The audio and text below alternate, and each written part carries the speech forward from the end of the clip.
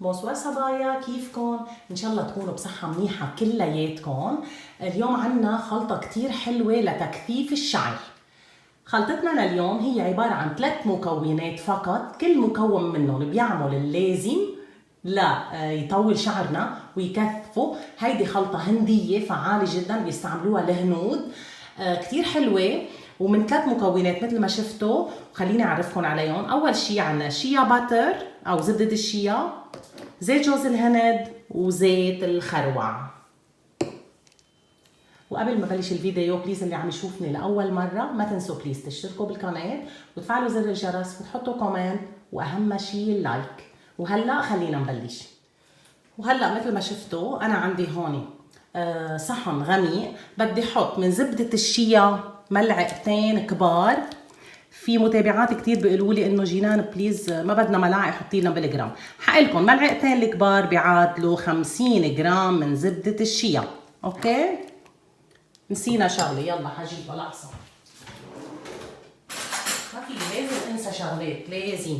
اوكي، لكن حطينا رح نحط ملعقتين كبار من زبده الشيا اللي بيعادلوا 50 جرام.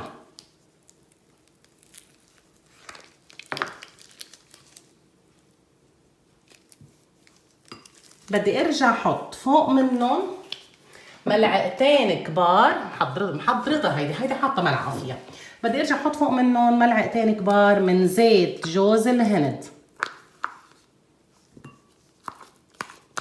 هيدول معايرتهم اكيد. هلا هيدول زيت جوز الهند وزبده الشيا بدي اخذهم دوبهم على حمام مريم او حمام مي سخنه او بان ماري. شو هو بان ماري او حمام المي السخنه؟ بنجيب كاسرول فيها مي، بنحطها على الغاز لتغلي، بنحط الصحن بقلب المي مثل ما هو بيدوبوا كل المكونات عندي. في متابعه سالتني ليه ما بقدر احط دغري المكونات على الغاز. اول شيء لما تحطي المكونات دغري على الغاز بتحترق دغري اسرع. تاني شيء الحرارة القوية على المكونات مثل الزبدات والزيوت وهيك بتنزع جودة المنتج. فبليز هيدا لازم يكون محطوط على حمام مريم فقط. وهلا من بعد ما دابت زبدة الشيا مع زيت جوز الهند بالكامل على حمام مريم صارت بهيدا الشكل. هلا صار في ضيف لها زيت الخروع.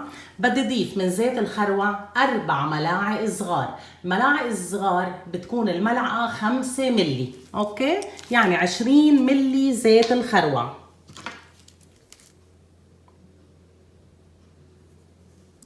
وحده، 2، 3، 4. هيدي الخلطة عملت لي اياها لبنتي، شعرها شوي خفيف فان شاء الله رح تستفيد عليها كتير. دايما بعمل لها خلطة. انا عملت خلطة كمان اذا بعدكم مذكرينها، عملت خلطة مش خلطة، عملت زيت الحلبة. زيت الحلبة يا جماعة انا شخصيا استعملته من بعد 3 أسابيع. عن جد زيت رهيب رهيب بتطويل الشعر. يعني بعد 3 أسابيع بتلاقوا الشعر فعلا عم يطول سريع. هيدي الخلطة عملت لها اياها لبنتي لانه بدها تكثيف بالشعر. شعرها حلو اسم الله بس خفيف شوي، فهيدي بتفيدها. اذا بدكم زيت تطويل زيت الحلبة هو رقم 1. رح احكي لكم شغله بتضحك شوي هيك لنعمل جو، عرفتوا؟ فانا عم حط زيت الحلبة على شعري وهيك، فبيجي جوزي بيطلع بيقول لي شو عم تعملي؟ قلت له عم حط زيت الحلبة على شعري. طب شو بيعمل زيت الحلبة؟ قلت له بيطلع الشعر وبيكثفه وبيطول الشعر وهيك. فانا قلت له هيك، قال لي لا تعي حطي لي زيت لإلي كمان الحلبة.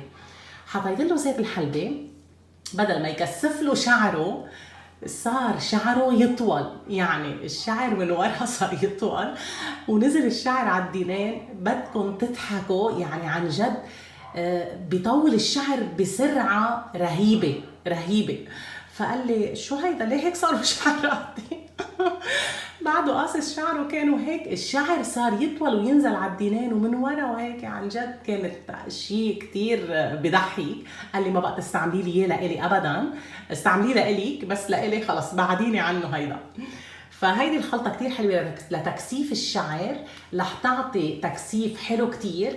مثل ما شفتوا حطينا زيت جوز الهند، هو المعروف رقم 1 بتكثيف وتطويل الشعر.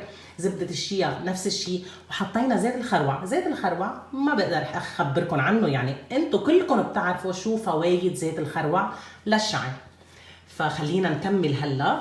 لكن حطينا 50 جرام زبدة شيا، 50 جرام زيت جوز هند، و20 ملي زيت الخروع. إذا ما حبيتوا ريحة زيت زبدة الشيا، فيكم تحطوا زيت عطري بناسبكم أو أنتم بتحبوه. أنا ححط كم قطرة هيك، شي 4-5 قطرات من زيت الياسمين تيعطيني لأنه شوي ريحة حلوة وما تطلع زبدة الشيا ريحتها طاغية. وهلا من بعد ما خلصت خلطتنا صار فينا نسكبها بالمرتبين. بالنسبة للمرتبين لازم يكون مغسل بالمي والصابون ومعقم بكحول 70. هيدي شغلة ضرورية كتير للحفاظ على جودة المنتج، وكمان للحفاظ لنبعد البكتيريا والميكروبات والفطريات عن منتجنا. طيب أنا مرتبين هون مثل ما شايفين كتير نظيف ومرتب. بدي اسكب الخليط فيه ان شاء الله ما يوقعوا. رن الجرس، هذا سوبر ماركت طالب اغراض الان. اوكي سكبنا، بدنا نتركه يبرد على الاخير، بنرجع نشوفه بالشكل النهائي. وهلا للخلطه الثانيه، عملنا خلطه اول شيء لتكثيف الشعر، خلطه مثل الكريم بتجي هي، وهلا بدنا نعمل سيروم لتكثيف الشعر. يلا خليكم معي. وهلا بالنسبه لخلطتنا الثانيه رح نعمل سيروم تكثيف وتطويل الشعر. سيروم بياخذ العائل مكون من 6 زيوت، كل زيت احلى من الثاني. بليز كل زيت بقلكم عنه بتروحوا بتقروا عنه على الجوجل، بتقولوا مثلا زيت اللافندر لتكثيف وتطويل الشعر شو بيعمل، افضل الزيوت لتطويل الشعر، افضل الزيوت لتكثيف الشعر، لتاخذوا اكثر معلومات. نحن عندنا خلطه كتير حلوه هلا. عندي اول زيت اللي هو زيت اللافندر او الخزامه. ثاني زيت هو زيت النعناع، اقروا عن زيت النعناع كمان قد ايه مفيد للشعر. عندي زيت بذور العنب، هيدا عملناه مع بعض على القناه. زيت الجوجوبا، زيت الارغان او الارغان زيت اللوز الحلو. وهيدول هن 6 زيوت، كل زيت له منفعه، وكل زيت من الستة هيدول بينفع لتكثيف وتطويل الشعر. فما بالكم انه حطينا 6 زيوت مع بعض. هيدي الخلطة ما بدها مكونات ابدا، بتقدروا تحطوا انتم بدكم تعملوا كمية كبيرة، كوب مثلا او نص كوب. مثلا اذا بدنا نحط زيت اللوز، كوب من زيت اللوز، كوب من زيت بذور العنب، كوب من زيت الجوجوبا. انا رح اعمل اليوم بالملعقة، ملعقتي هي 15 ملي، هيدي كبيرة الملعقة عرفتوا. ححط اول شي زيت اللوز الحلو، بدي احط ملعقة كبيرة زيت اللوز الحلو. بدي ارجع احط ملعقة من زيت الجوجوبا،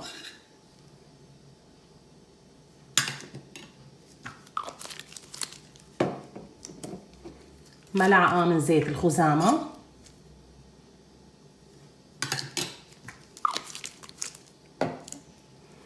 ملعقة من زيت الأرغان،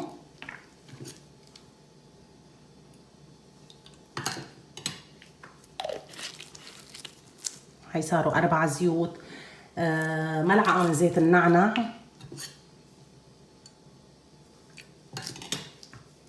واخر زيت عندي هو زيت بذور العنب. جبنا ملعقة نظيفة اكيد مشان ما يتأثر الزيوت مع بعضها تتأثر. بدي اخلطه كتير منيح ليكو الزيت بعقيد. صفيته انا.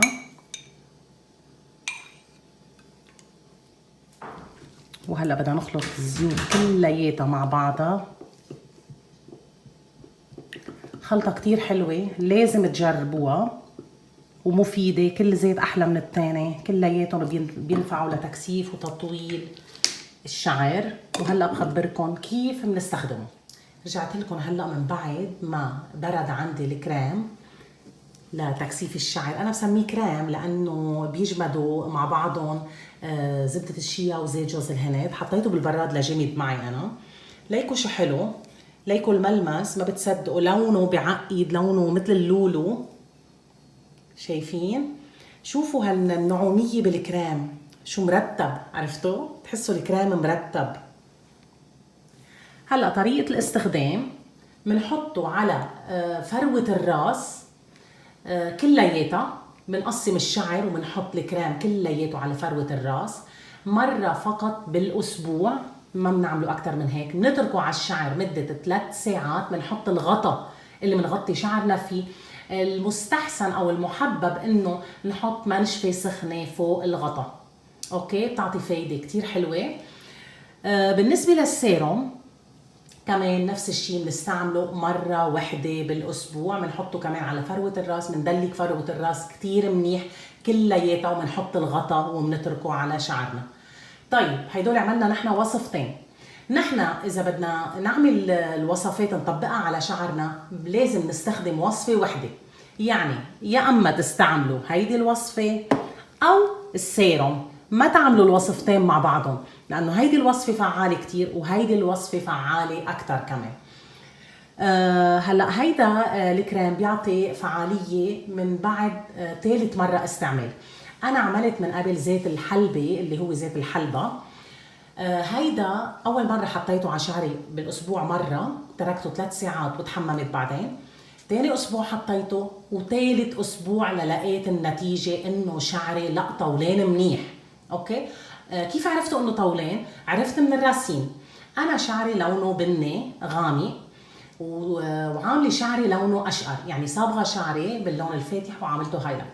فمن هون عرفت إنه الراسين طولت بسرعة. طب ليش؟ إنه أنا صبغت من جمعتين تقريبا.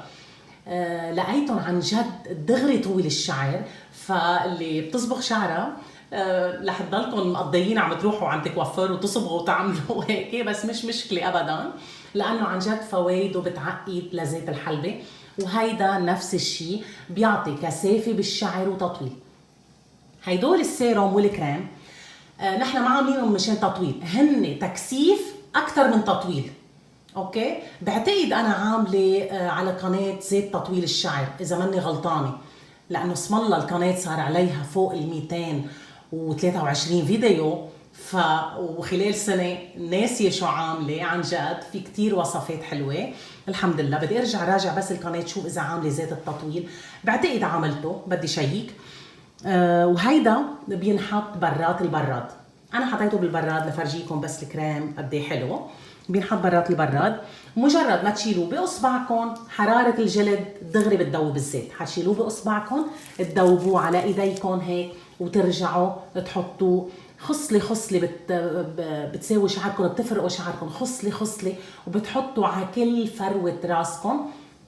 ترجعوا بتدلكوا الفروه كتير منيح، بتغطوا الشعر. اكيد رح ينحط الكريم ما بس على الفروه، حينحط على الراس وعلى الشعر كلياته، لانه كمان هالزيوت وهالزبده وزيت جوز الهند كمان بفيد الشعر وبيمنع التقصف وبيعطي لمعه. يعني شو بدي اخبركم، خلطات طبيعيه، في احلى من هيك بعد. بترجعوا بتغطوا الشعر. هلا شوفوا انا عم بحكيكم بس انا حاسه حالي انه انا بدي غطي شعري، يعني عرفتوا انه حاطه ايدي فوق راسي وقال بتغطوا الشعر. اوكي بضحك على حالي امرار. بتغطوا الشعر، ترجعوا بتحطوا منشفه سخنه تتركوها على شعركم. ما ضروري يعني كل ما بتبرد بتشيلوها، لا مره واحده ترجعوا بتشيلوها، بتتركوها على الشعر مده 3 ساعات، بترجعوا بتفوتوا بتتحمموا.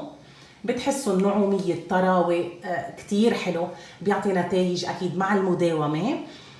ونفس الشيء السيروم كمان مرة واحدة بالأسبوع، وما ضروري هيدا ينحط بالبراد. اوكي بضاين كتير، ما بده مادة حافظة. اكيد حتقولوا لي مواد حافظة وكذا وهيك، لا نحن ما حطينا اشياء مي بالمكونات تنحط مواد حافظة. ان شاء الله ما اكون طولت عليكم. بتمنى يكون عجبكم الفيديو، بتمنى تطبقوه، لانه عن جد بيعطي افاده كتير حلوه. ورح احط لكم زيت الحلبه طريقته، رح احطه بصندوق الوصف. كمان لازم تجربوا، يعني اذا بدكم تجربوا زيت الحلبه لتطويل الشعر كمان فيكم تحطوه على شعركم، بيعطي طول كتير حلو. وهيدا كريم تكثيف الشعر اللي عملناه من زيت جوز الهند وزبدة الشيا وزيت الخروع اللي بتعرفوا فوائده العظيمة لتكثيف وتطويل الشعر. وهيدي الخلطة السيروم اللي حطينا فيها 6 زيوت، وهيدول ال6 زيوت هن كمان بكثفوا الشعر.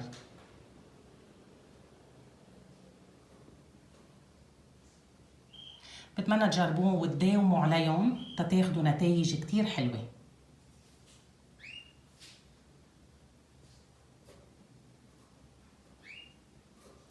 لهون بكون خلص الفيديو. بليز ما تنسوا تعملوا سبسكرايب لايك وشير وتفعلوا الجرس ليوصلكم كل شي جديد. ميرسي.